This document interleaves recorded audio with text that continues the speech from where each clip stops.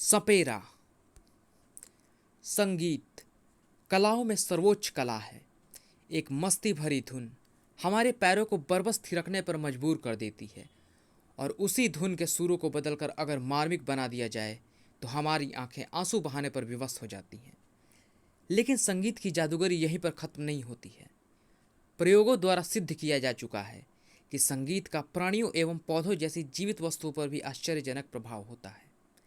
गाय भैंस संगीत के प्रभाव से ज़्यादा दूध देने लगती हैं, और पौधों व फसलों की बढ़ने की रफ्तार किसी खास संगीत को सुनकर कई गुना तेज हो जाती हैं। लेकिन संगीत का एक दूसरा घातक रूप भी है। तानसेन दीप राग से दिए जला देते थे, मेघ मल्हार से बादलों को बुलाकर पानी बरसा देते थे। बैजू बावरा जैसे योगी संगीतकार पानी में आग लगाने जैसा करिश्मा भी दिखा चुके हैं। आज के युग में वह कला फिर जिंदा हो चुकी है, लेकिन अब उसका रूप और प्रलयंकारी हो गया है। स्पीकर एवं एम्पलीफायर जैसे इलेक्ट्रॉनिक यंत्रों द्वारा संगीत की तरंगें सैकड़ों गुना शक्तिशाली बन गई हैं, और उनका क्या असर हो सकता है यह नागराज आज अपनी आंखों से देख रहा है। आज ऊंट पहाड़ के नीचे आया है। मैंने बीन की धुन द्वारा तेरे सांपों को पहले ही शरीर से बाहर निकाल दिया है। अब इन 10,000 वाट के स्पीकरों से होकर दीप राग की तरंगे तेरे शरीर को ऐसे भून देंगी जैसे मोमबत्ती की लौ पतंगे को भस्म कर देती है। आज तू अपने मालिक से मिला है नागराज, क्योंकि तू है एक मानवीय नाग और मैं हूं सपेरा। इस टकराव का कारण था वह समाचार जो लगभग 2 महीने पहले प्रकाशित हुआ था, लेकिन अब तक इस खबर की गर्मी खत्म नहीं हुई थी। मैं आपसे इस बारे में कुछ जानकारी हासिल करने आया हूँ मिस नीलोफर मेनन। कड़ाक। तुमसे पहले लगभग 50 रिपोर्टर मेरे इस जिम से आकर लौट चुके हैं। कुछ खड़े होकर गए थे और कुछ लेट कर। मैं पिछले 2 महीने से तुम टीवी वालों और अखबार वालों को बता रही हूँ कि मुझे अपने घरेलू मामले को सोशल मीडिया के मुंह से सुनने का कोई शौक नहीं है। यह बात मैंने इस लड़की को ही बता दी थी। मेरे पिता के गायब होने से तुम लोगों का ना तो कोई संबंध है और ना ही होना चाहिए। Now get lost. आप हमारी मदद करके अपनी ही मदद करेंगे मिस नीलोफर। मेरी मदद के लिए पुलिस ही काफ़ी है। मुझे प्रेस और मीडिया की मदद नहीं चाहिए। पुलिस भी जनता की मदद के बगैर खास कुछ कर नहीं पाती, और अगर पुलिस ऐसा कर सकती तो क्राइम टाइम और इंडियाज़ मोस्ट वांटेड जैसे प्रोग्रामों की तो टीवी पर दिखाने की ज़रूरत ही नहीं पड़ती ना, और न ही पुलिस को गुमशुदा व्यक्तियों और भगोड़े अपराधियों को टीवी पर फोटो दिखाने की जहमत उठानी पड़ती। शायद आपके पिता के बारे में टीवी पर एक प्रोग्राम दिखाने से कोई व्यक्ति उनके बारे में कुछ बता सके, जिससे उनको तलाश करने में कुछ मदद मिल सके। बात तो अच्छी तरह से समझाई तुमने, पर मैं कमज़ोर लोगों से बात नहीं करती, हिम्मत वालों से करती हूँ। एक शर्त पर मैं तुम्हें जानकारी दूंगी। ये एस्टेबेस्टस के 3 ब्लॉक रखे हुए हैं। अगर तुम इनको एक ही बार में तोड़ दो तो मैं तुमको सब कुछ बताऊंगी जो तुम पूछोगे। मिस्टर राज, राज नाम है मेरा। मैं भारतीय कम्युनिकेशन में जनसंपर्क अधिकारी हूँ, कोई जूडो कराटे का ब्लैक बेल्ट नहीं। इन ब्लॉक को तोड़ने के चक्कर में तो मेरा हाथ ही टूट जाएगा। कोई आसान सी शर्त बताइए। मैंने कहा ना, मैं कमज़ोरों से बात नहीं करती। तुम लोग जा सकते हो, आउट। एक मिनट एक मिनट, हम रिपोर्टर्स हैं। किसी भी कीमत पर रिपोर्ट प्राप्त करना ही तो हमारा काम है। मैं तोड़ूंगी ये ब्लॉक्स। तो तुम पागल तो नहीं हो गई हो निशा? हम ये काम कैसे कर सकते हैं? नहीं करेंगे तो वापस जाकर न्यूज़ एडिटर को क्या जवाब देंगे? अब हाथ जाए या रहे, मैं तो इनको तोड़ने का प्रयास करके ही रहूँगी। अच्छा ठीक है, हाथ तुड़वाना ही है तो मैं ही तुड़वा लेता हूँ। मैं तोड़ूंगा, मैं मेरा मतलब तोड़ता हूँ इन ब्लॉक्स को। वैसे तो मैं एक उंगली से भी इन ब्लॉक्स को तोड़ सकता हूँ, लेकिन अगर राज ने ज़्यादा बहादुरी दिखाई तो नागराज का रहस्य खुल जाने का खतरा हो सकता है, और अगर नहीं दिखाई तो निशा अपना हाथ तोड़वा लेगी। कहाँ फंस गया मैं? एक रास्ता है जिससे राज डरपोक का डरपोक ही रहेगा और ये ब्लॉक्स भी टूट जाएंगे। राज ने आगे बढ़ता कदम जानबूझकर जमीन पर टूट पड़े ब्लॉक में फंसा दिया। वह लड़खड़ाया, कट, और कुहनी के बल एस्टेबेस्टस ब्लॉक पर आ गिरा। आई! राज की चीख के साथ साथ कड़ाक की भी एक आवाज़ टूटी। ब्लॉक्स टूट गए थे, लेकिन राज का कराहना नहीं रुका था। ओ मेरी कुहनी, लगता है टूट गई है। लेकिन तुमने अनचाहे ही ब्लॉक्स को तोड़कर शर्त जरूर पूरी कर दी है। अब मैं तुमको सारी कहानी बताऊंगी। रवि मेनन मेरे सौतेले पिता थे, या कहो कि हैं। मेरी माँ से उनकी मुलाकात स्वीडन के एक दौरे के दौरान हुई थी। शादी के बाद माँ भी इंडिया आ गई और मैं भी, पर डैडी से मैं कुछ नहीं सीख सकी, क्योंकि मेरे शौक अलग थे और डैडी के अलग। वैसे डैडी एक महान संगीतकार थे। उनका मानना था कि संगीत को सिर्फ मनोरंजन का साधन बनाना गुनाह है। उन्होंने संगीत के अंदर कुछ अत्यंत महत्वपूर्ण गुणों को ढूंढ निकाला था। सबसे पहला प्रयोग उन्होंने चूहे और तिलचट्टे जैसे जीवों पर किया था। संगीत की खास धुनों को सुनकर ये जीव स्वयं खींचे चले आते थे और उनको नष्ट करना आसान हो जाता था। इस तरीके में न तो कोई खर्च था और न ही मेहनत। वे इसी प्रोजेक्ट पर काम कर रहे थे जब तब वे अचानक गायब हो गए। दूसरा प्रयोग उन्होंने फसलों पर किया। संगीत की तरंगों ने फसलों पर आश्चर्यजनक असर दिखाया। फसलों के बढ़ने की गति के साथ साथ उनके अंदर अपने आप कीड़ों से प्रतिरोध करने की शक्ति पैदा हो गई, और वह भी बिना एक भी चुटकी खाद डाले। इतना करने के बाद डैडी ने अपना ध्यान उन धुनों की तरफ लगा दिया जिनका जिक्र तो सुनने में आता है, लेकिन वे लुप्त हो चुकी हैं, जैसे तानसेन का दीपक राग और मेघ मल्हार। ओह, पर उन्होंने अपनी बनाई खास धुनों की कैसेट या कॉम्पैक्ट डिस्क क्यों नहीं निकाली? उन संगीत तरंगों का असर तभी होता है जब वे खुद किसी साज पर बताई जाए। कैसेट या सीडी की विद्युत चुंबकीय तरंगें वैसा असर पैदा नहीं कर पाती हैं। ऐसी पर वे गायब होने के दिन किससे मिलने गए थे? आपको कुछ तो जरूर पता होगा। यह तो मुझे नहीं पता। कोई फ़ोन आया था और उसे अटेंड करने के बाद डैडी ने एक फ़ोन किया था। उनकी बात मैं सुन न सकी, लेकिन फ़ोन करके डैडी तेज़ी से बाहर चले गए और फिर मैंने उनको कभी नहीं देखा। आपको किसी पर शक है? मेरा मतलब, आपके पिता की किसी से व्यक्तिगत या फिर व्यावसायिक दुश्मनी तो नहीं थी? जातीय दुश्मनी तो उनकी किसी से नहीं थी, पर संगीत के क्षेत्र में एक दूसरे की उपलब्धियों से ईर्ष्या करने वाले बहुत होते हैं। मेरा शक किसी ऐसे संगीतकार पर ही है जो डैडी से जलता होगा और उनकी गुप्त धुनों को हासिल करना चाहता होगा। अगर ऐसे किसी आदमी ने उन धुनों को हासिल कर लिया तो फिर संगीत मधुर नहीं रह जाएगा, विनाशकारी बन जाएगा। परंतु अगर मुझे ऐसे किसी संगीतकार के खिलाफ एक भी सबूत मिल गया तो? नीलोफर की एक एक बात को ध्यान से सुन रहा राजरूपी नागराज एकाएक चौंक उठा। ओह, रॉक हिल्स इलाके से मेरे जासूस सर्प के संकेत आ रहे हैं। मुझे तुरंत वहाँ पहुँचना होगा। निशा, तुम इंटरव्यू खत्म करके ऑफिस चली जाना। मुझे एक ज़रूरी काम याद आ गया है, उसे निपटाकर मैं भी ऑफिस पहुँच जाऊँगा। कुछ ही पलों बाद महानगर के नीले आकाश पर एक हरी आकृति लहरा रही थी। संकेत काफ़ी तेज़ी से बार बार आ रहे हैं। मामला काफ़ी गंभीर लगता है। मुझे जल्दी से जल्दी रॉक हिल्स पहुंचना होगा। रॉक हिल्स एक व्यावसायिक इलाका था जहां पर अधिकतर ऐसे गोदाम थे जहां पर व्यापारी अपना माल रखते थे। ओह, कुछ लुटेरे यूरिया का एक गोदाम वहीं के मजदूरों से बंदूकों की नोक पर लुटवा रहे हैं। लेकिन मेरे होते हुए ये यूरिया तो क्या, यूरिया के खाली बोरे भी नहीं लूट सकते। धड़ाक! नागराज, तुम अपराधी लोग जब भी मुझे देखते हो चिल्लाने लगते हो, पर फिर भी अपनी आदत से बाज नहीं आते। सोचते हो कि नागराज हर जगह पर तो पहुंच नहीं सकता, पर तुम नागराज से एक बार बच सकते हो, दो बार बच सकते हो, पर बार बार नहीं बच सकते। धाड़! तू भी हमेशा बचा नहीं रहेगा नागराज। तेरी मौत भी एक ना एक दिन तो आनी ही है। और तेरा दिन, घंटा और मिनट शायद आ गया है। शराक! ओह! इस मामूली गुंटे से इतनी फुर्ती की उम्मीद मैंने नहीं की थी। मेरी सर्प सेना को इसकी घूमती तलवार नुकसान पहुंचा सकती है। विष फुंकार का प्रयोग करता हूं।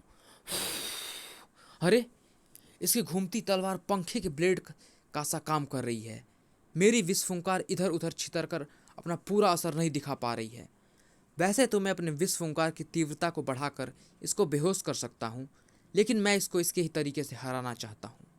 और नान चाकू की तरह घूमती इन तलवारों को रोकने का एक मुश्किल रास्ता ही है जो मुझे चीन यात्रा के दौरान सीखने का सौभाग्य प्राप्त हुआ था।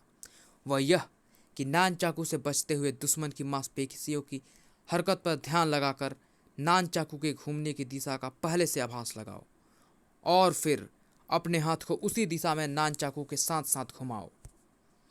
और जब हाथ की गति नान चाकू जितनी हो जाए तो आराम से हाथ बढ़ाकर नान चाकू को पकड़ लो, और उसके बाद का काम तो एकदम आसान है। ताड़! नागराज ने यह लड़ाई तो आसानी से जीत ली, लेकिन साथ ही साथ वह थोड़ा आश्चर्यचकित भी था। कमाल है, यहाँ तो किस्सा ही खत्म हो गया, पर यह तो एक मामूली सा अपराध था और ये रोजमर्रा के अपराध ही। लेकिन मेरा जासूस सिर्फ जिस तीव्रता से संकेत भेज रहा था, उससे तो मुझे यह आभास हुआ था कि यहाँ पर कोई बड़ा खतरा मौजूद है। यहाँ पर तो ऐसा कुछ नहीं दिखा। खैर, अपने सर्प से ही असली बात का पता लगा लेता हूँ। नागराज ने अपने कदम बढ़ाया तो सही, लेकिन खुद आगे नहीं बढ़ पाया। अरे, यह संगीत की ध्वनि कहाँ से आ रही है? यह तो मेरे शरीर में थरथराहट पैदा कर रही है। मेरा पूरा शरीर कांप रहा है, खड़ा नहीं हुआ जा रहा है। अभी से गिर रहा है, अभी तो तेरा इससे भी बुरा हाल होने वाला है नागराज, क्योंकि संगीत से तेरा पहली बार सामना हुआ है। ओह, तो तुम हो इन गुंडों के सरगना, और वह खतरा भी जिसे भापकर मैं यहाँ तक आया था। लेकिन तुम हो कौन और चाहते क्या हो? जो शक्ति मुझे घुटनों पर झुका दे, उसके जरिए तुम यूयर लूटने का मामूली काम क्यों कर रहे हो? सिर्फ तुझे बुलाने के लिए नागराज, ताकि मैं तुझे एक संगीतमय मौत दे सकूं। आज तू मेरे इशारों पर नाचेगा, क्योंकि तुझे मैं वैसे ही नचाऊंगा जैसे सांप को नचाता है सपेरा, क्योंकि तू है एक मानवीय सांप और मैं हूं सपेरा। तूने शायद इस यूरिया के गोदाम के दरवाजे को ध्यान से नहीं देखा। उस दरवाजे को बारूद से नहीं, बल्कि संगीत तरंगों से उड़ाया गया था। डिंग डिंग डिंग डिंग, ठीक ऐसे ही जैसे अब मैं तुझे उड़ाने जा रहा हूँ। लेकिन वह दरवाजा तो ऐसे तुड़ मुड़ गया था जैसे उस पर किसी रॉकेट का सीधा वार किया गया हो। कुछ ऐसा ही समझ लो। लोहे के दरवाजे में लचक नहीं होती, इसीलिए वह जरा जल्दी टूट गया था।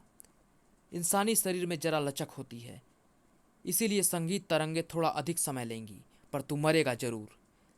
संगीत तरंगों की लहरों ने नागराज को उठाकर दूर फेंक दिया और अगले ही पल नागराज को अपने हाथों को कानों पर रख लेना पड़ा। आह! संगीत की ध्वनि और तीखी हो गई है। कान बंद करने के बावजूद भी अंदर घुसी आ रही है। इस आवाज से बचना होगा, और यह काम सिर्फ एक तरीके से किया जा सकता है, जमीन के अंदर घुसकर छिपने के बाद।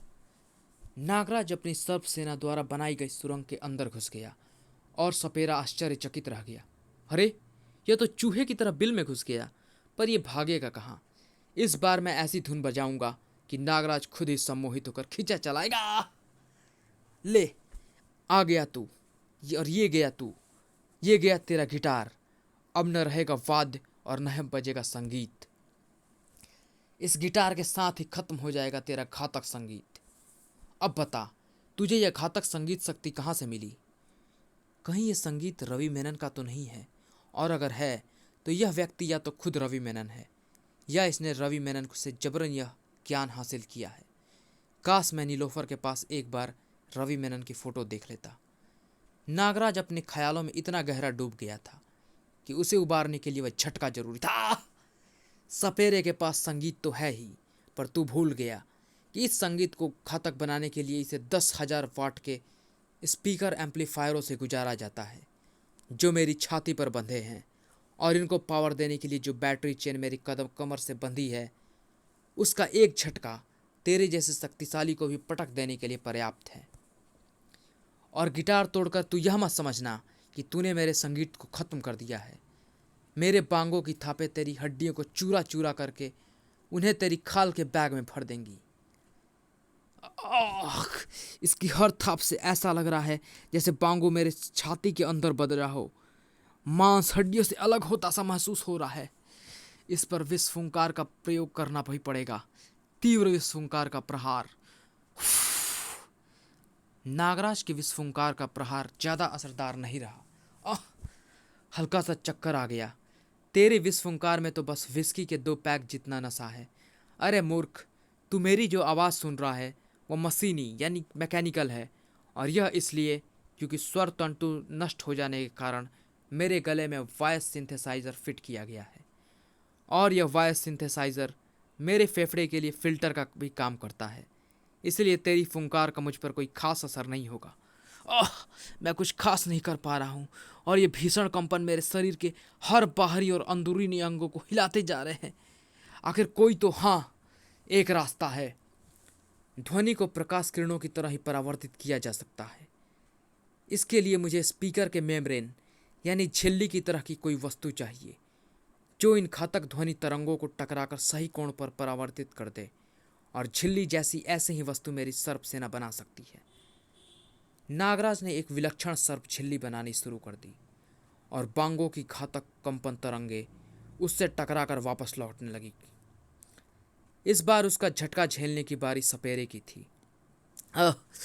मेरा शरीर लचीला होने के कारण यह संगीत धमाका झेल गया, लेकिन स्पीकर और बांगों की झिल्ली जैसी नाजुक चीजें इसे नहीं झेल पाई। इस नागराज ने मेरे सारे हथियारों को खत्म कर दिया है।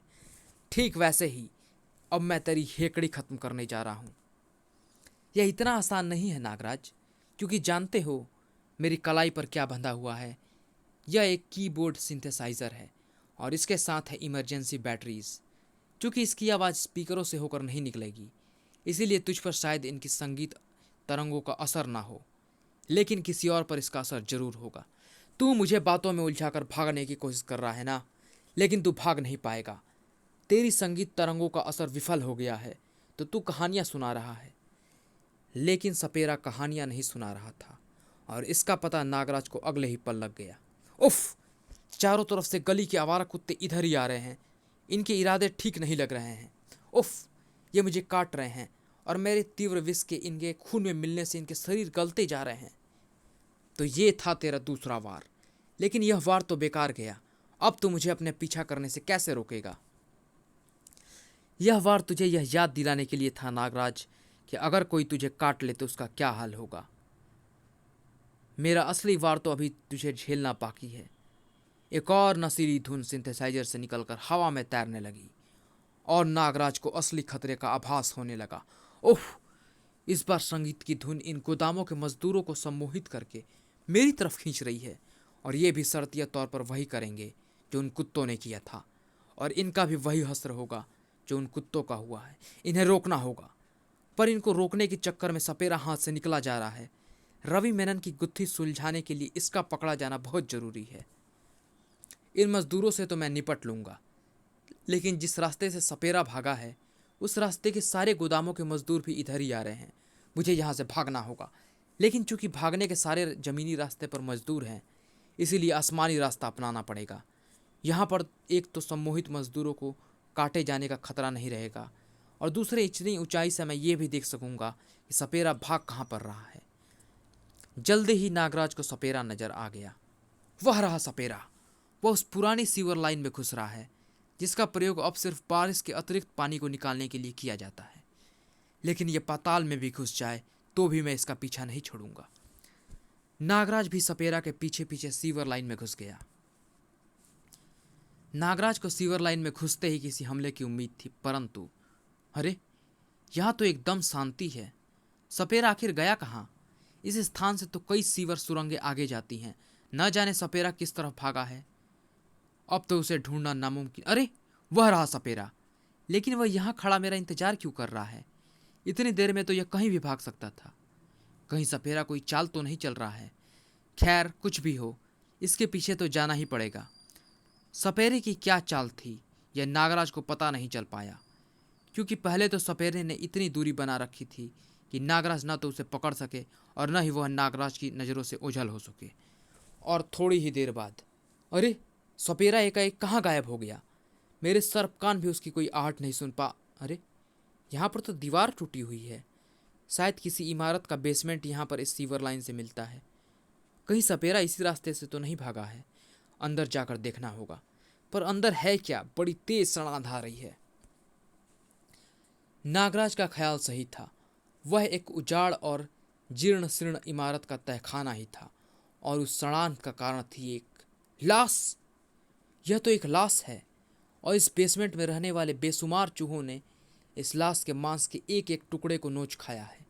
लेकिन इतने सारे चूहे आखिर आए कहाँ से? और इससे भी महत्वपूर्ण सवाल यह है कि यह लाश किसकी है और कब से यहाँ पड़ी हुई है।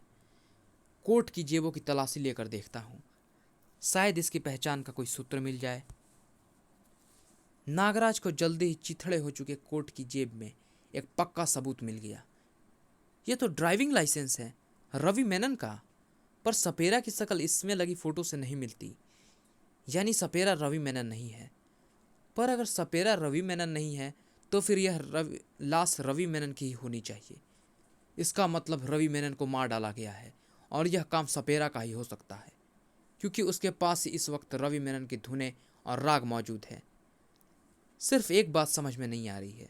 मुझे लग रहा है कि सपेरा का मुझसे लड़ने का उद्देश्य ही मुझे रवि मेनन के लाश के पास तक ले जाना था। पर क्यों? खैर, फिलहाल तो नीलोफर और पुलिस को सूचना देकर यहाँ बुलाना होगा, ताकि लाश की शिनाख्त भी हो सके और कानूनी कार्यवाही भी।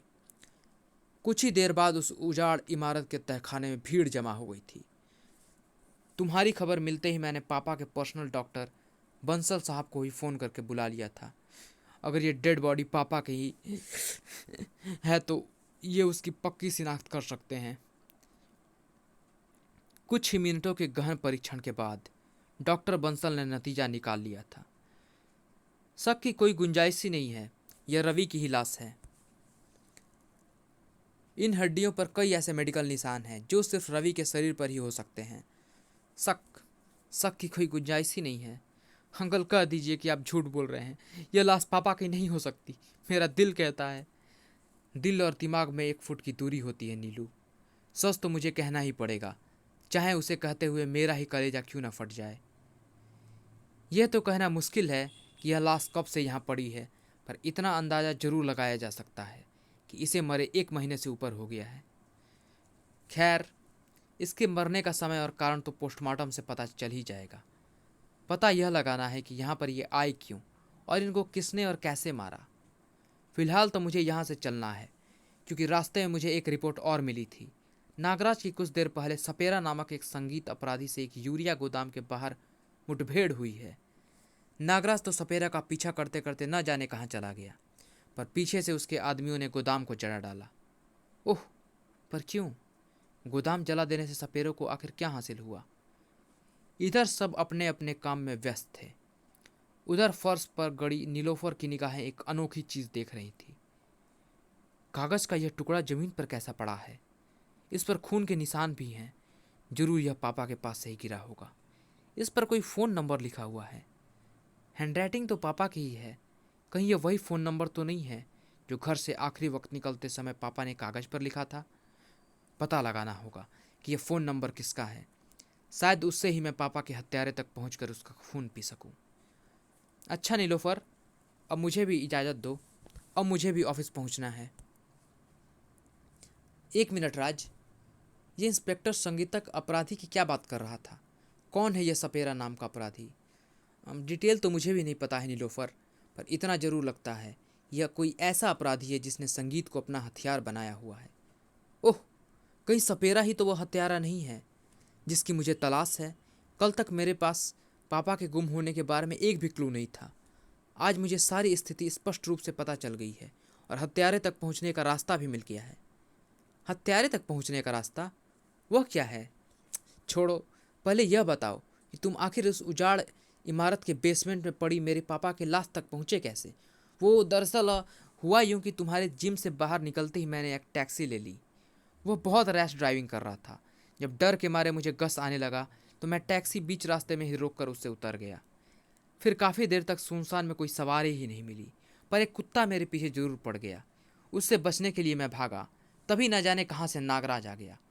उसने मुझे कुत्ते से बचाया और यह भी बताया कि पास की उजाड़ इमारत के तहखाने में एक लाश पड़ी है। मैंने पहले जाकर लाश को देखा, फिर पुलिस को और तुमको खबर दे दी। रैश ड्राइविंग से गस आ गया? कुत्ते के भौंकने से डर गए? कम ऑन राज, तुम इतने डरपोक हो नहीं जितने बन रहे हो, है ना? मैं किसी फाइटर को आंख बंद करके भी पहचान सकती हूँ, और तुम एक फाइटर हो।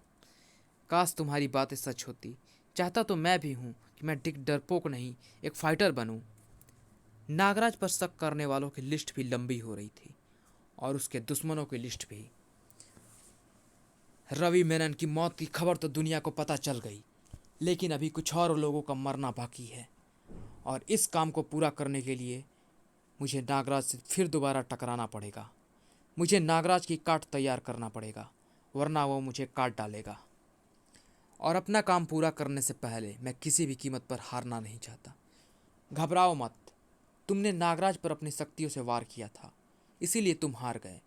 तुम नागराज की कमजोरियों पर वार करो, और नागराज की कमजोरी है उसकी शक्तियों का क्षीण होना। लेकिन उसकी शक्तियों को मैं क्षीण करूंगा कैसे? नागराज की शक्ति है उसके शरीर में वास करने वाले सूक्ष्म सर्प, और सांपों की कमजोरी है बीन की धुन। मैं समझ गया, मुझे अपने संगीत यंत्रों में बीन को शामिल करना होगा, लेकिन उससे पहले मुझे रवि मेनन की उन रागों को परफेक्ट करना होगा जिन पर वह मरने से पहले काम कर रहा था, जैसे दीपक राग और मेघ मल्हार, क्योंकि ये राग मुझे वह शक्ति दे देंगे जिसके सामने न तो मेरे दुश्मन टिक पाएंगे और न ही नागराज। सपेरा के दुश्मन भी सपेरा के अस्तित्व में आने की खबर से वाकिफ हो रहे थे।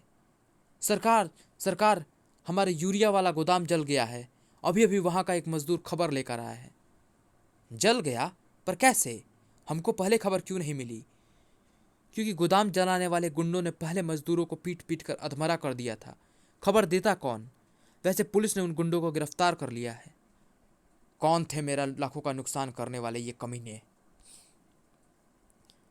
किसी सपेरा नाम के आदमी के गुंडे थे सरकार। सपेरे को अभी तक पुलिस गिरफ्तार नहीं कर पाई है। सपेरा? ये जद्दू शाह का कौन सा नया दुश्मन पैदा हो गया टकले? और फिर टकला मजदूर से सुनी सारी दास्तान सुनाता चला गया, और सुनते सुनते जद्दू शाह के माथे पर परेशानी की लकीरें पड़ने लगी और आंखें सिकुड़ने लगी। ओह, पर यह सपेरा हमारे पीछे क्यों पड़ा है? हमारा नुकसान क्यों करना चाहता है? ओह, कहीं ये अच्छा, मैं कुछ कुछ समझ रहा हूँ कि ये कौन हो सकता है। तुम चारों तरफ आदमियों को तैनात कर दो। जहाँ तक मैं समझ रहा हूँ उस सपेरे का अगला हमला यहीं पर होगा। इस बात का आभास दूसरों को भी हो रहा था। ये रह वे गुंडे जिन्होंने गोदाम में आग लगाई थी नागराज। हमने इनसे हर तरह की पूछताछ कर ली, पर ये नहीं जानते कि सपेरा कौन है और रवि मेनन को किसने मारा। ये सिर्फ यही कह रहे हैं कि ये किराए के गुंडे हैं और सपेरा ने इनको सिर्फ गोदाम लूटने और असफल हो जाने की स्थिति में जलाने के लिए पैसे दिए थे। पर एक और नई महत्वपूर्ण जानकारी मिली है। आओ, मैं तुमको एक आदमी से मिलवाता हूँ। कौन है ये? ये एक दूधिया है, दूध वाला। उसी उजाड़ इमारत के पास अपनी भैंसें चराता है ये। इसने रवि मेनन को 2 महीने पहले इमारत के अंदर घुसते देखा था। इसने रवि मेनन की फ़ोटो से भी उसे पहचान लिया है।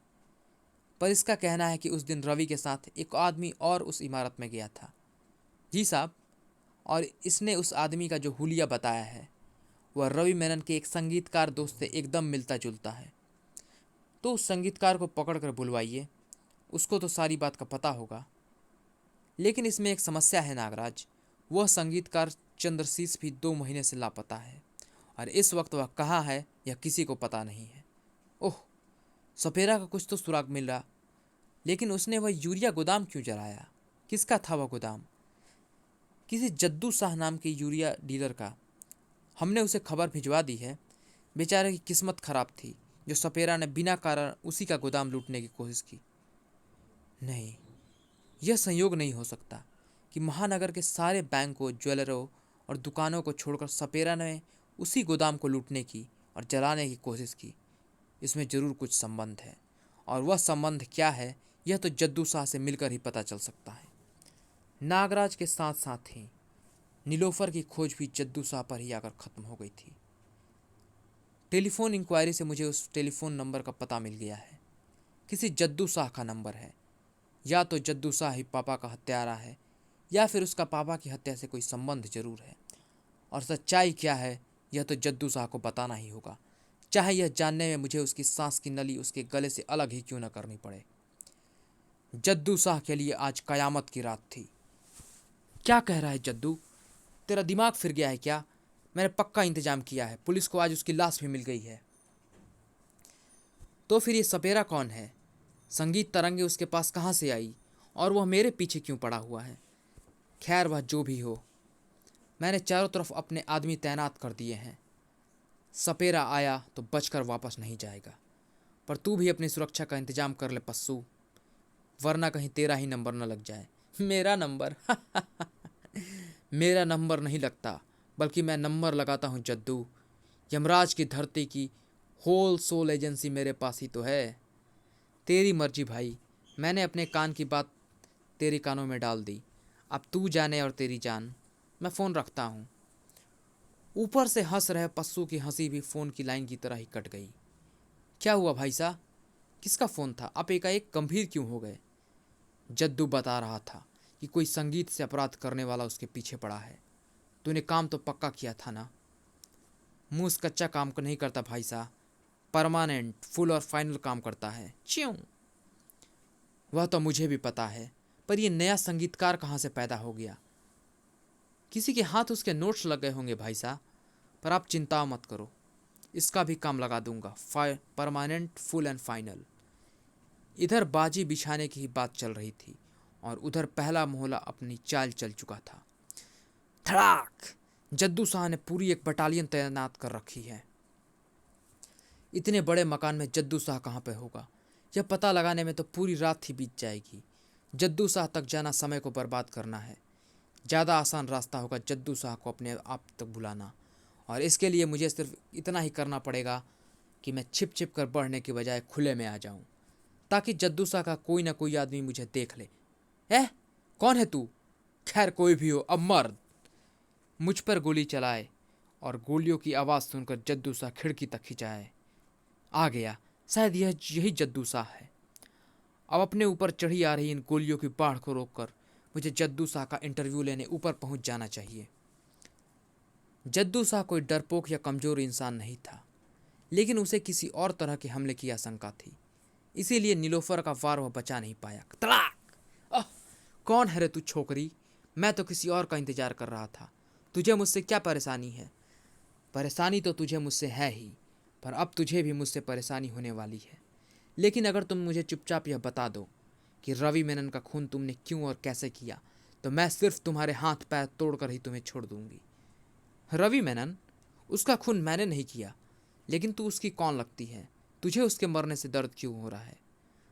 अगर तुमने रवि मेनन का खून नहीं किया, तो उसके लाश के पास तुम्हारा फ़ोन नंबर कहाँ से आया? Phone number? मेरा फ़ोन नंबर? खैर, जद्दू शाह ने बहुत जवाब दे दिया। अब तेरी बारी है। बता, तेरा रवि मेनन की हत्या से क्या संबंध? मुझ पर हमला करने की मूर्खता मत करना, वरना हाथ की हड्डी पैर में पहुंचा दूंगी और तुम ढूंढते रह जाओगे। अब बताओ, वह हत्या तुमने नहीं की तो किसने की? क्या जानते हो तुम हत्या के बारे में? धड़ाक! सरकार से नहीं, मुझसे पूछ छोकरी। अगर मैं न बताऊं तो मेरी हड्डियां तोड़कर देख। टकला कहते हैं मुझे। बरसों पहले सरकार के कुछ दुश्मनों ने मुझे ट्रक के नीचे दबाकर मारने की कोशिश की थी। मैं तो लगभग मर ही गया था, बदन की हर हड्डी के टुकड़े हो गए थे, पर सरकार ने मुझे बचा लिया। पैसा पानी की तरह बहा दिया। मेरे पूरे बदन में 30 किलो स्टील लगा, लेकिन हड्डियां भी जुड़ गईं और मैं ठीक हो गया। अब सरकार पर हाथ उठाने के जुर्म में मैं तेरी वैसी ही हालत कर दूंगा जैसे मेरी हालत ट्रक ने की थी। नीलोफर के हाथ कंक्रीट की स्लैब तक को तोड़ सकते थे, लेकिन स्टील तोड़ने की उन्होंने कभी कोशिश नहीं की थी।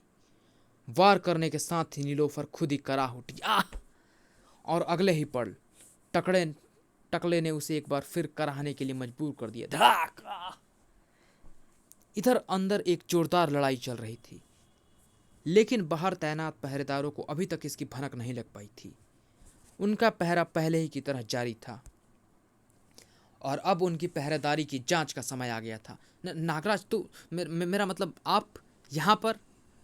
मुझे जद्दू शाह से मिलना है। बताओ कि वह कहाँ पर मिलेगा, और इतना पहरा क्यों लगा रखा है उसने? पहरा इसलिए है ताकि कोई बिना सरकार की मर्जी से उनसे ना मिल सके, और जहाँ तक मिलने की बात है तो वे किसी से मिलना नहीं चाहते, और अगर कोई ज़बरदस्ती उन तक पहुँचना चाहेगा तो उनको रोकने के लिए ही तो हम लोग यहाँ पर तैनात हैं। तो तुम लोग रोकोगे मुझे? यानी गड़बड़ जरूर है, मुझे अंदर जाना ही पड़ेगा। तू अंदर नहीं बल्कि ऊपर जाएगा नागराज। पहरेदार के हाथों में थमा रॉकेट लॉन्चर गरज उठा। बड़ाम! अगर वो रॉकेट लॉन्चर नागराज के सिर से टकराता तो जरूर नागराज को गंभीर रूप से घायल कर सकता था, पर ऐसा हुआ नहीं। इस रॉकेट से तो मैं इच्छाधारी शक्ति द्वारा अपनी शरीर को कड़ों में बदलकर बच जाऊंगा, लेकिन इन पहरेदारों के पास अत्याधुनिक और घातक हथियार हैं। यानी जद्दू शाह किसी न किसी तरह से अपराधी अवश्य है, वरना उसे इतनी जबरदस्त सुरक्षा की जरूरत न पड़ती।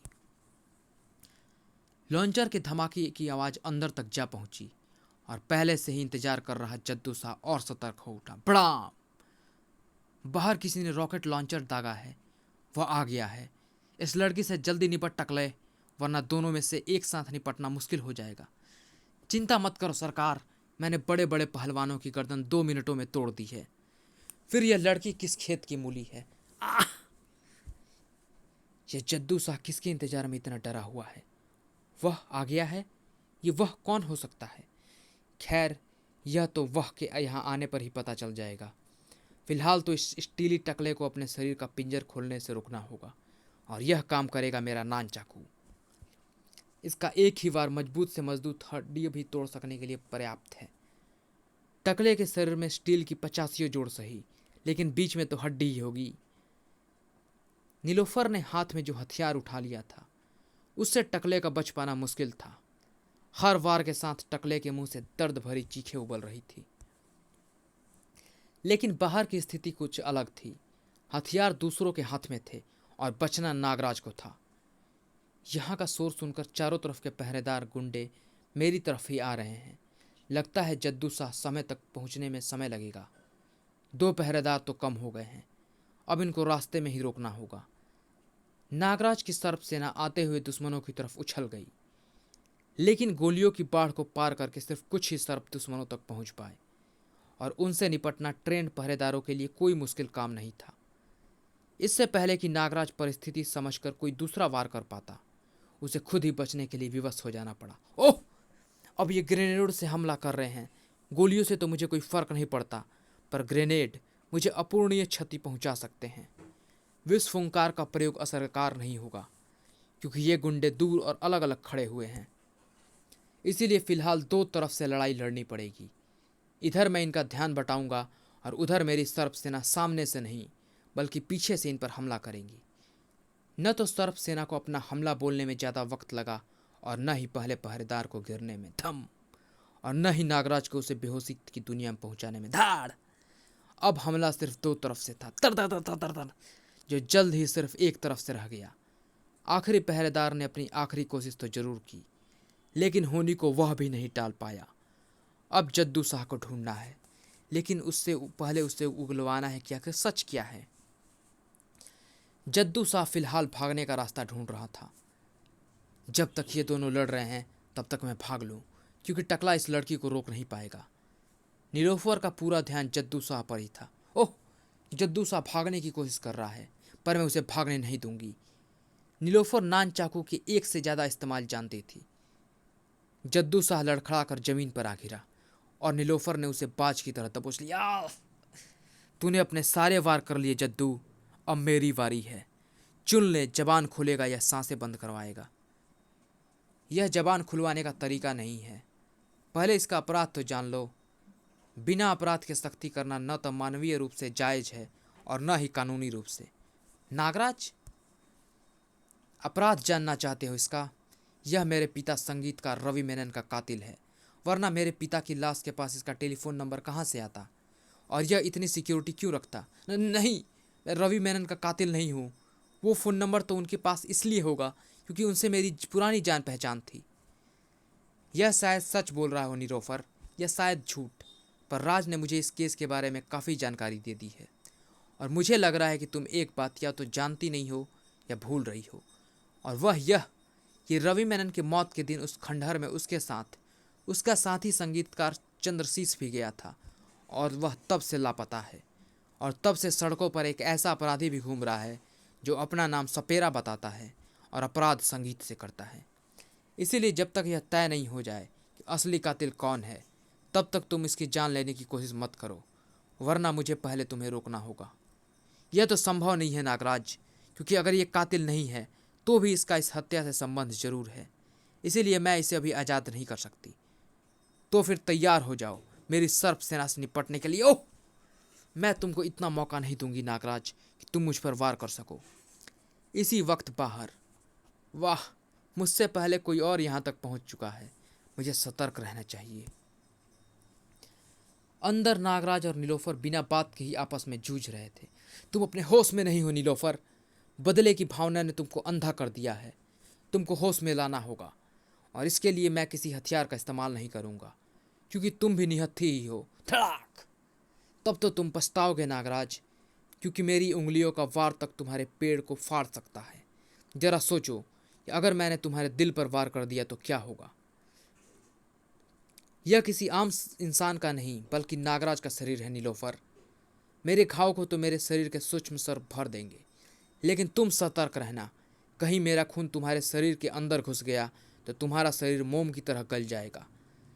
यह लड़ाई न जाने कितने देर तक चलती, अगर एक टंकार की शक्तिशाली लहरें उनको अलग अलग ना फेंक देती। टन! आह, यह क्या? सपेरा! चकरा गया नागराज, पर चकित मत हो। मैं भी तुझे यहाँ पर देखकर उतना ही चकित हूँ जितना कि तू मुझे यहाँ देखकर। पर ये लड़की कौन है? यही है, ये मुझे मारने आया है। मैंने इसी से बचने के लिए सिक्योरिटी लगा रही थी। मुझे बचा लो। इसी ने मारा होगा रवि मेनन को। यही वह संगीतकार होगा, उसका दोस्त, वह क्या नाम, हाँ, चंद्रशीष अब सपेरा बन गया है। लेकिन मैंने उसकी तस्वीरें देखी हैं। यह वो नहीं है, कोई और है। वही होगा, देखो इसके चेहरे पर मास्क लगा है। ओह सचमुच, पहले मैंने ध्यान ही नहीं दिया इस बात पर। तब तो जद्दू शाह सच बोल रहा है। रवि मेनन की बेटी नीलोफर को तेरी असली शक्ल देखनी ही होगी, और वह सूरत ही सच झूठ का फैसला कर देंगी। नकाब उतरते ही और नीलोफर की शक्ल देखते ही सपेरा पल भर के लिए स्तब्ध रह गया, क्योंकि चंद्रशीष को मैंने भी देखा हुआ है, और उसी पल में उसे जमीन सूंघनी पड़ गई। नीलोफर की स्टीली उंगलियां सपेरे के चेहरे पर कसने के लिए बढ़ी। यह तो सचमुच मास्क है, यानी तू किसी कारण से अपनी शक्ल छिपाना चाहता है, और वह कारण सिर्फ यही हो सकता है कि तू कातिला। मेरा मास्क हटाने की कोशिश कभी मत करना, क्योंकि जो पावर मेरे स्पीकरों को चलाती है उसी की बिजली मेरे मास्क में बिना स्टील के तारों में भी दौड़ती है। अब मैं तेरी कहानी खत्म करूंगा जद्दू शाह। पर क्यों सपेरा, इसको तुम क्यों मारना चाहते हो? इसका जवाब मैं तुमको देना जरूरी नहीं समझता नागराज, पर तुमको चेतावनी जरूर देना चाहता हूँ। तुम एक बार मेरा रास्ता काट चुके हो, दोबारा मत काटना, वरना तीसरी बार काटने लायक बचोगे नहीं।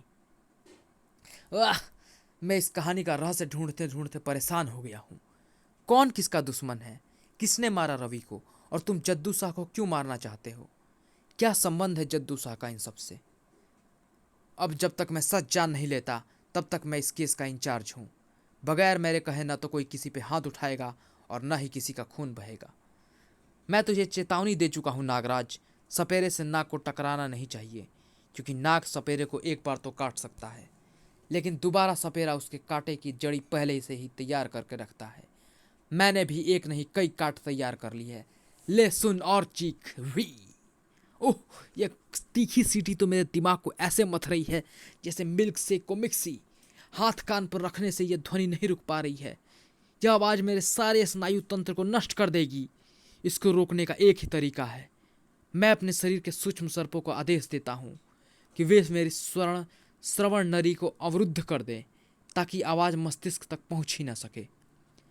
ध्वनि को तो मैं अभी भी महसूस कर सकता हूँ, पर अब इससे मुझे बेचैन करने योग्य तीव्रता नहीं है।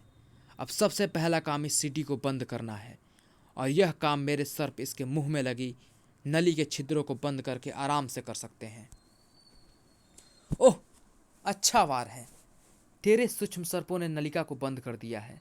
तीखी ध्वनि निकलनी बंद हो गई है। इन यंत्रों में मैं बिजली दौड़ाकर भी तेरे सर्पों को हटा नहीं सकता, क्योंकि ऐसा करते ही मेरे यंत्र ही शॉर्ट सर्किट होकर खराब हो जाएंगे। पर चिंता की बात नहीं है, तेरे लिए मैं एक खास हथियार लाया हूँ, यह बीन। अब मैं असली सपेरा बन गया हूँ। इस खास बीन की खास धुन सुनकर तेरे पैर अपने आप को रोक नहीं पाएंगे।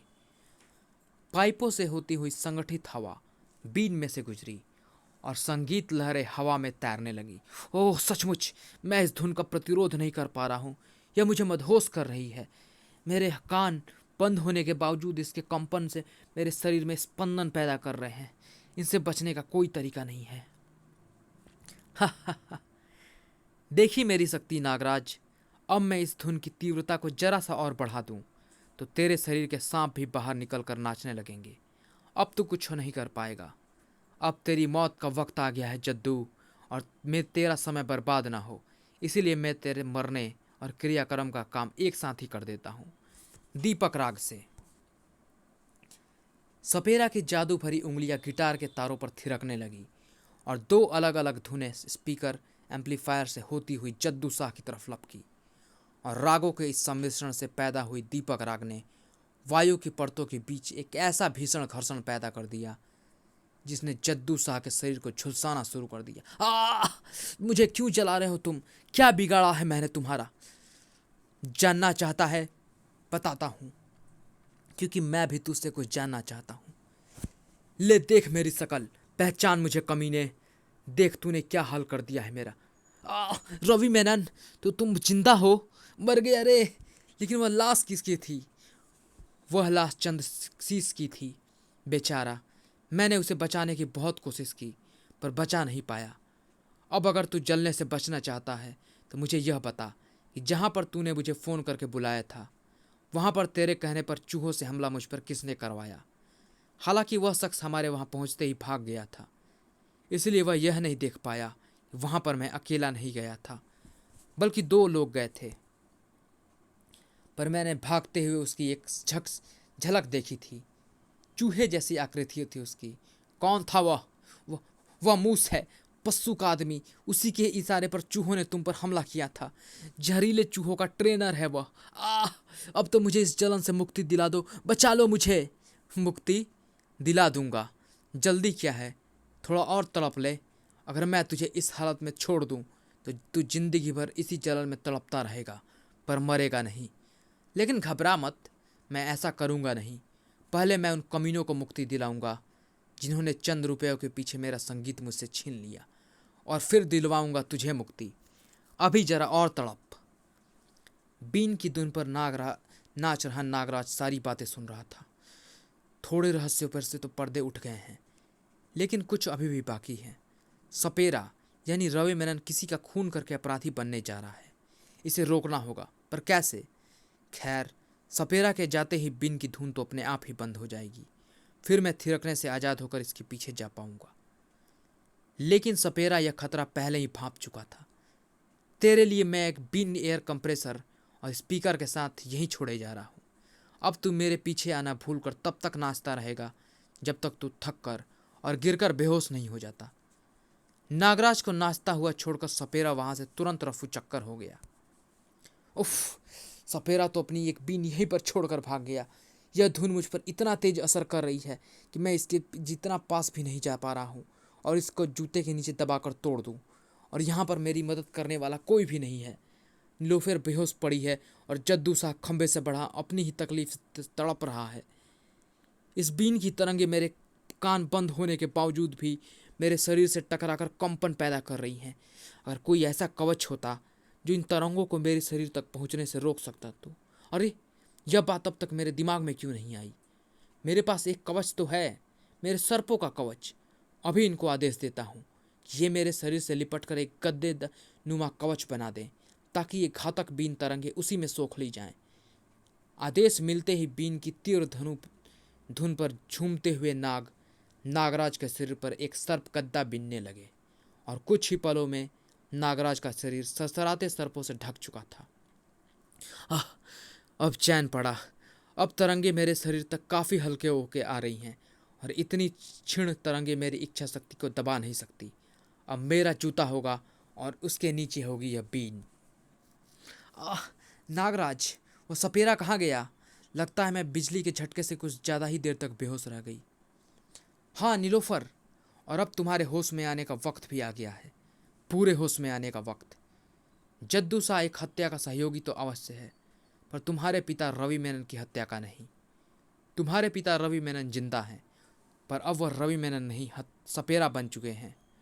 जो लाश मैंने वीरान इमारत में देखी थी वह रवि के मित्र संगीतकार चंद्रशीष की थी, और उस हत्या का षड्यंत्र जद्दू शाह का ही रचा हुआ था। इसको अपने किए की सजा तो सपेरा खुद दे गया, पर अब वह हत्या का प्रयास करने वाले किसी मूस के पीछे गया है। हमको उसे रोकना होगा, वरना रवि हत्यारा बन जाएगा। इसमें तुम्हारी मदद की जरूरत भी पड़ सकती है। अब मूस का ठिकाना पता करना है, और वह पता बताएगा जद्दू शाह। बोल जद्दू, कहाँ रहता है वह मूस? वो अत्रेलेन स्वाति नगर में मिलेगा। अब मुझे इस जलन से मुक्ति दिला दो। हम जाने से पहले एम्बुलेंस को फ़ोन करते जाएंगे। वे तेरे साथ तेरे टूटे फूटे पहरेदारों को भी ले जाएंगे। उधर पस्सू परेशान था। न जाने क्या बात है, घंटी पर घंटी बजे जा रही है, पर जदुए के यहाँ कोई फ़ोन ही नहीं उठा रहा है।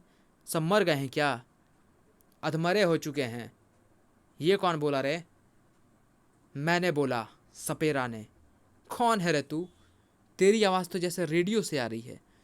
मैं तेरी मौत हूँ और तेरी भी तुम लोगों ने जो मुझे दिया है वह सूद समेत वापस करने आया हूँ।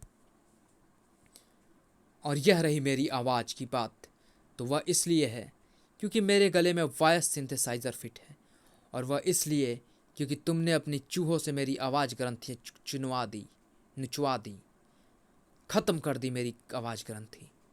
संगीतकार के साथ साथ गायक बनने का मेरा सपना चूर चूर कर दिया, और मेरे सबसे घनिष्ठ मित्र की जान ले ली, चंद्रशीष की।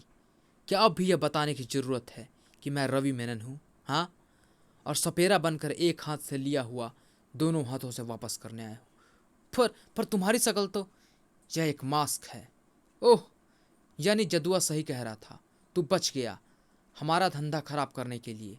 मुझ तो तेरा फुल और फाइनल हिसाब नहीं कर पाया, पर मैं कर देता हूँ। कुछ काम अपने हाथ से ही करने चाहिए। तो तू मुझे गोली मारेगा? ले, मैं तेरे हाथ को इस लायक नहीं छोड़ूंगा कि तू ट्रिगर दबा सके। टन! एक गूंज भरी टंकार पस्सू की तरफ लपकी, और पिस्तौल से तुरंत ही निकली गोली के साथ साथ पिस्तौल की मैगजीन में भरी सारी गोलियां एक साथ फट पड़ी। इससे पहले कि पस्सू दर्द महसूस करके चिल्ला पाता, उसका हवा में उड़ता हुआ बेहोश बदन कांच तोड़ता हुआ पार गिरा।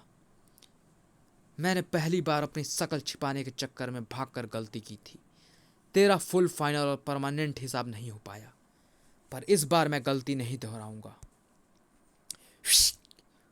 मूस के मुंह से एक अजीब आवाज़ निकली, और एक दरवाज़ा ऐसे चरमराने लगा मानो उस पर अंदर से भयंकर दबाव पड़ रहा हो।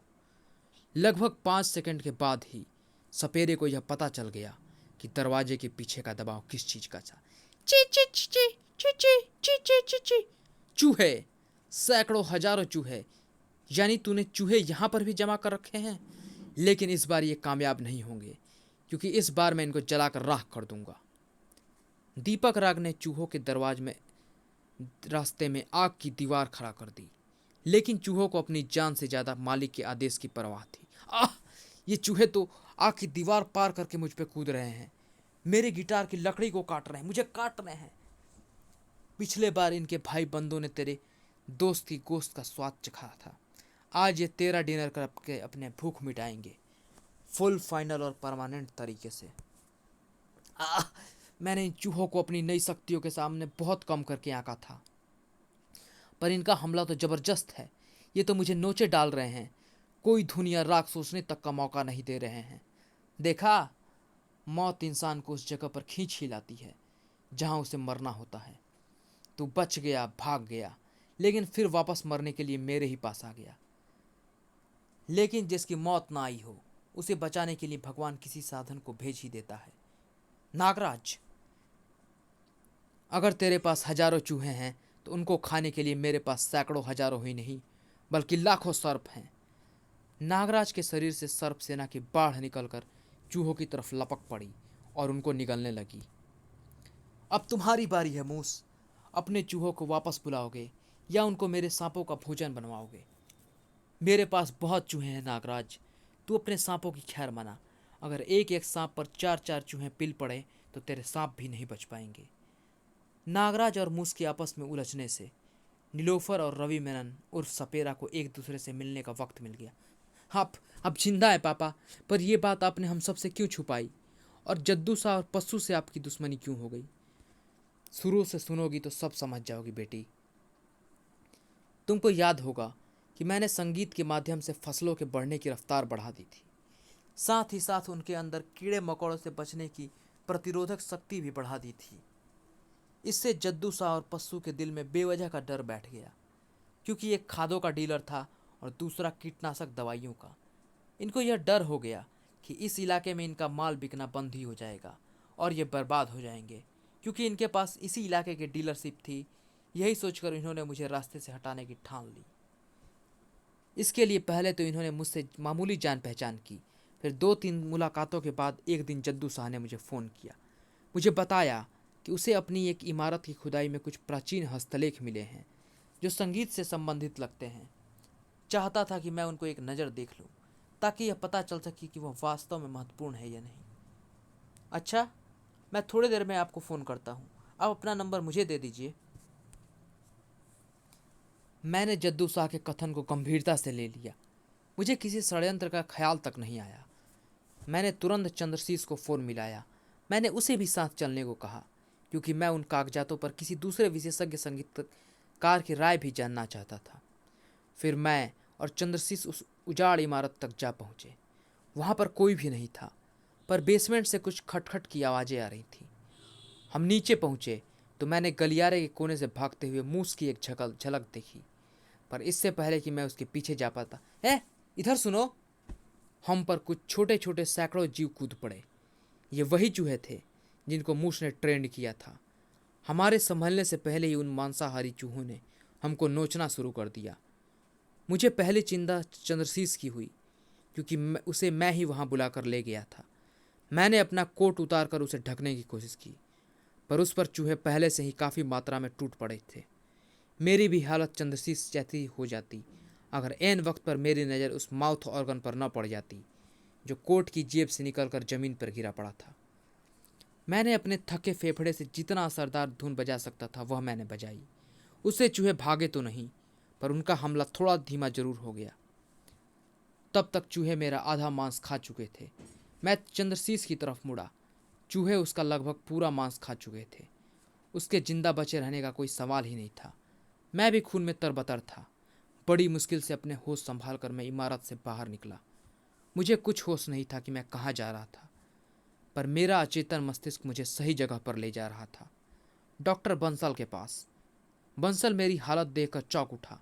उसने तुरंत तुमको फ़ोन बुलाने के लिए फ़ोन उठाया, पर मैंने सर के नकारात्मक इशारे से उसे मना कर दिया, क्योंकि मुझे पता था कि अगले दिन से तुम्हारी कराटे चैंपियनशिप की प्रतियोगिता शुरू होने वाली थी। मैं नहीं चाहता था कि मेरी वजह से तुम परेशान हो और तुम्हारी चैंपियनशिप जीतने में व्यवधान पैदा हो। सर हिलाकर मैं बेहोश हो गया, और जब मुझे होश आया तो मेरे गले पर पट्टियाँ बंधी थी। चूहों ने मेरी आवाज़ ग्रंथियाँ नोच डाली थी। गाना तो दूर, मैं बोल तक नहीं सकता था। चंद रुपयों के लिए मुझसे एक महान मौका छीन लिया गया था। मैंने बदले की ठान ली। यह काम अगर मैं पुलिस या कानून की मदद से करने की सोचता तो कभी न कर पाता। वे हत्यारे कातिल सबूतों के अभाव में छूट निकलते और मेरा दिल सुलगता रह जाता। इसीलिए दुनिया की नज़रों में रवि मेनन को मारकर मैं सपेरा बन गया। और इसमें मेरी सबसे बड़ी मदद की डॉक्टर बंसल ने। उसने मेरी वोकल कॉर्ड्स के स्थान पर इलेक्ट्रॉनिक वॉइस सिंथेसाइज़र लगा दिए, मेरे लिए पावरफुल स्पीकरों का इंतजाम किया और बाकी सारी चीज़ें लगाकर मुझे सपेरा बना दिया। और यह बात हमने तुमसे भी छिपाई, क्योंकि मैं नहीं चाहता था कि रवि मेनन के जिंदा होने की बात खुले और लोग तुमको एक कातिल की बेटी के नाम से पुकारे। इन सब कामों में लगभग 2 महीना बीत चुके थे, लेकिन तब तक भी रवि मेनन की लाश किसी को भी नहीं मिली थी। इसीलिए पहले तो रवि मेनन की लाश को दुनिया के सामने लाना बहुत ज़रूरी था, और फिर बदले के अभियान पर निकलना था। इसके लिए मैंने जद्दू शाह के यूरिया गोदाम को निशाना बनाया और फिर नागराज के जरिए अपनी लाश को दुनिया वालों के सामने ला दिया।